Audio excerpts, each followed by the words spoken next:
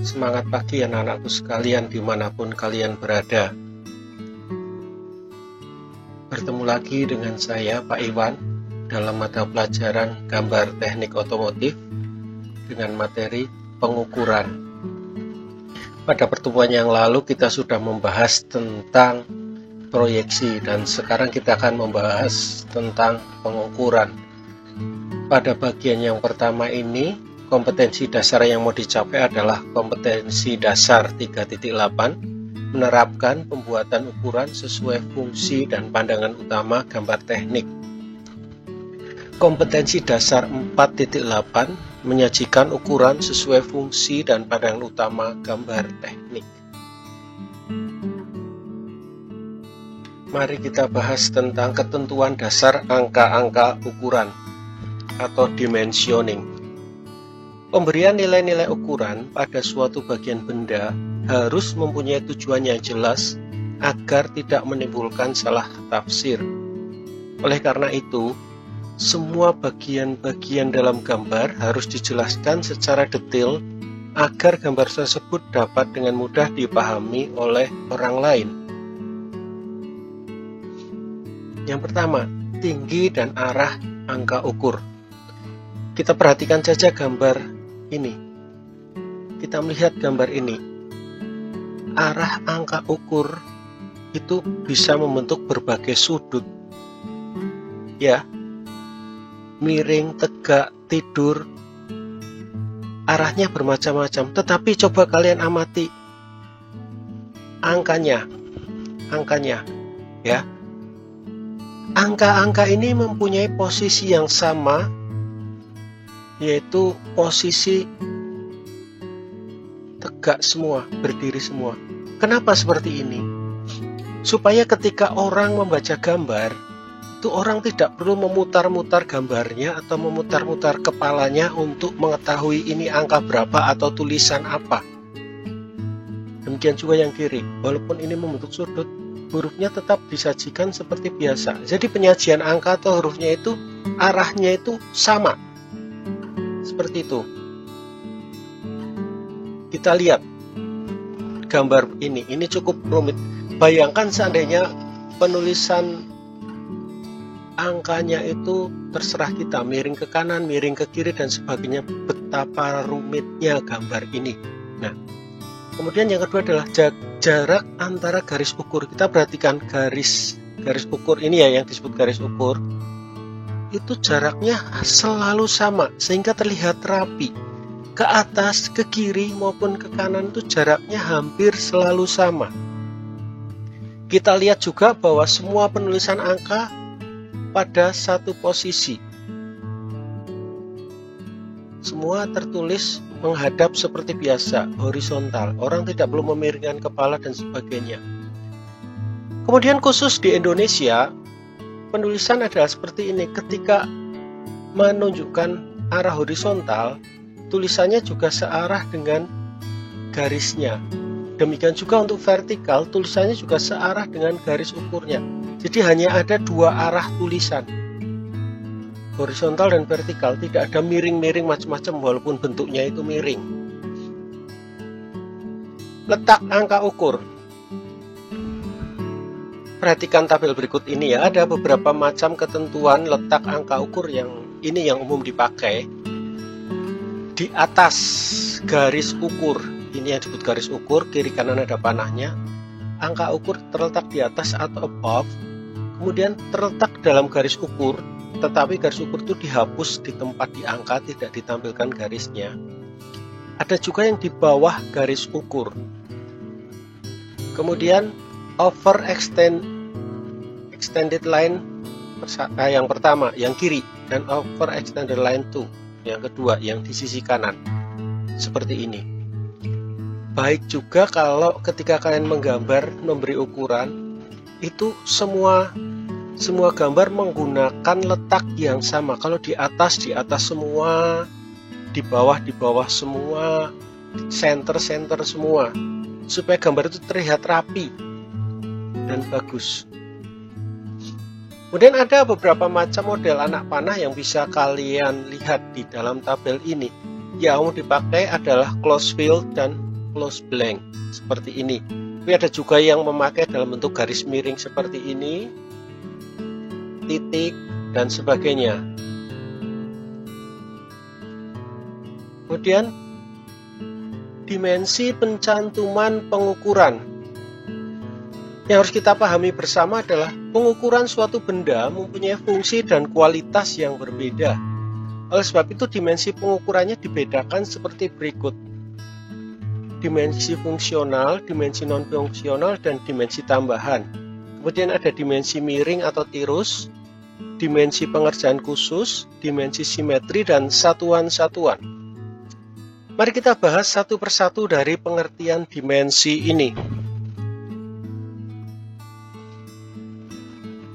Dimensi fungsional, dimensi non-fungsional, dan dimensi tambahan. Apa itu dimensi fungsional? Dimensi fungsional adalah ukuran yang memiliki peranan sangat penting agar komponen dapat berfungsi dengan benar. Ukuran fungsional ditentukan berdasarkan fungsi kerja dari benda tersebut terhadap konstruksi susunannya, terutama bagian-bagian yang berhubungan dengan bagian-bagian benda lainnya, biasanya menggunakan toleransi umum, khusus, atau suwean. Kemudian dimensi non-fungsional adalah ukuran yang tidak terlalu berpengaruh terhadap fungsi komponen yang digambar. Ukuran non-fungsional digunakan untuk membantu proses pengerjaan, pengukuran, atau pengecekan yang tidak ditinjau secara langsung dari fungsi kerjanya, melainkan hanya untuk membantu pencapaian fungsi benda tersebut. Biasanya hanya menggunakan toleransi umum. Oh iya, toleransi akan kita bahas di lain pembicaraan ya. Ada sendiri penjelasannya tentang toleransi. Kemudian dimensi tambahan adalah penunjukan ukuran tambahan yang diberikan agar operator tidak perlu menghitung sisa atau jumlah ukuran yang ada. Pencantumannya biasanya diberi tanda kurung. Nah, ini contohnya. Ini adalah ada sebuah shaft, ada puli. Kemudian ini ada bodi di mana puli itu akan ditempel dengan sebuah baut. Ada 3 komponen di sini. Mari kita lihat satu persatu komponen. Kita lihat shaftnya. NF itu berarti non-fungsional. NF. Ini bisa dikatakan non-fungsional. Kenapa? Karena ini ada di luar. Kebesaran sedikit atau terlalu tebal sedikit tidak akan berpengaruh pada pengencangan benda ini. Sedangkan panjang ini fungsional. Panjang ulir juga fungsional. Kenapa? Ketika ulir ini terlalu panjang, maka masuk ke lubang ulir ini akan mentok. Masuk ke lubang ulir ini akan mentok. Sehingga benda ini pemasangannya tidak akan bisa kencang karena ada ruang sisa. Ulirnya sudah mentok. Demikian juga ini. Lebar sumbu ini, panjangnya harus ditentukan. Kenapa? Supaya tetap lebih tebal pulinya, sehingga ketika dikencangkan tidak ada ruang sisa yang membuat puli ini kocak. Kurang lebih seperti ini. Dan ini aux dalam kurung atau auxiliary atau dimensi tambahan. Jadi ini hanyalah penjumlahan NF, F, NF, F ini. Nah, dari penjumlahan ini kemungkinan akan terjadi selisih karena ketebalan ini bisa lebih dan sebagainya, sehingga ini dalam kurung. Artinya tercapai di belakang. Pencapaiannya itu terakhir, yang penting F ini tercapai lebih dulu. Kemudian dimensi miring atau tirus itu benda yang mempunyai kemiringan atau mempunyai sudut. Cara menentukan kemiringannya yaitu dengan mengukur tangen sudutnya. Ini ada sebuah benda. Ini ada sebuah benda yang berbentuk miring. Bagaimana mengukur sudut dan menampilkan gambarnya? Kita menghitung tangen sudut beta ini dengan mengurangkan tinggi H besar dikurangi H kecil dibagi panjangnya, akan ketemu tangen beta. Bisa dihitung dengan kalkulator ya.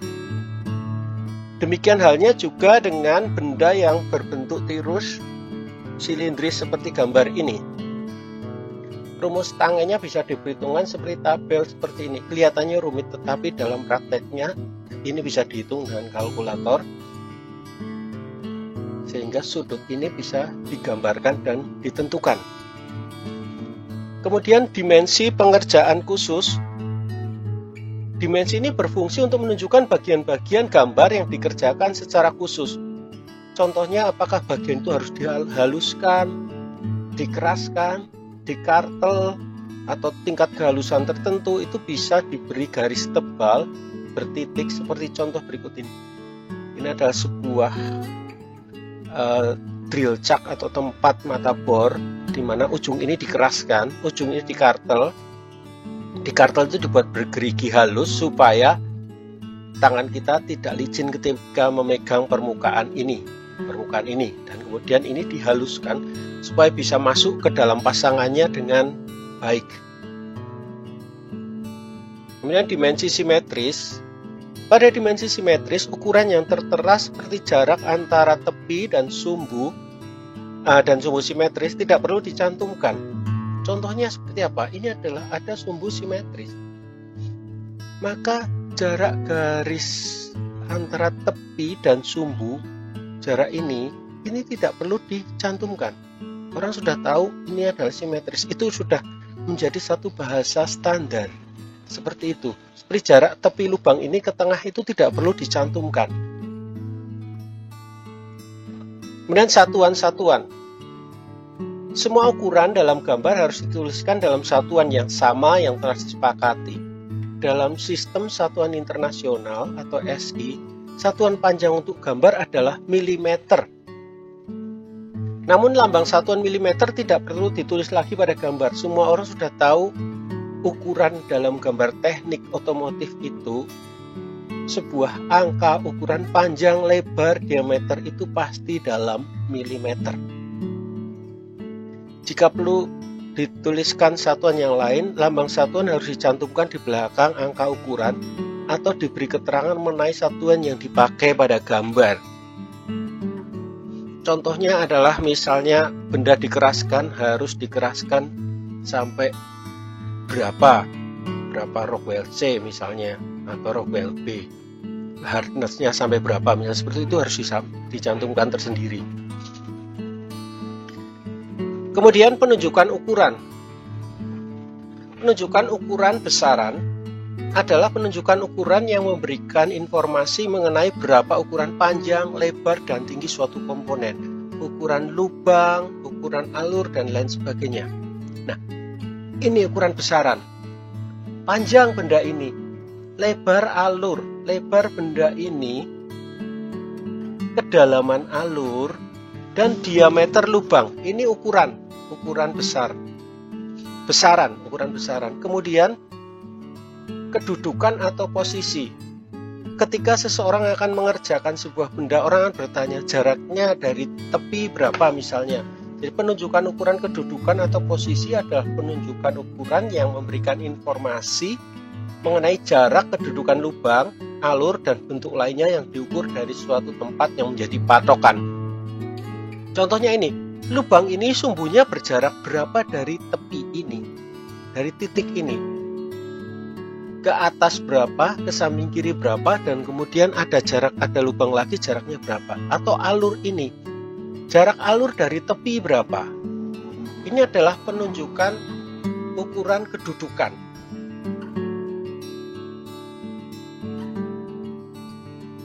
Ketika pemberian ukuran pada gambar kerja, penunjukan ukuran yang dicantumkan adalah penunjukan ukuran gabungan, yaitu penunjukan ukuran besaran dan posisi.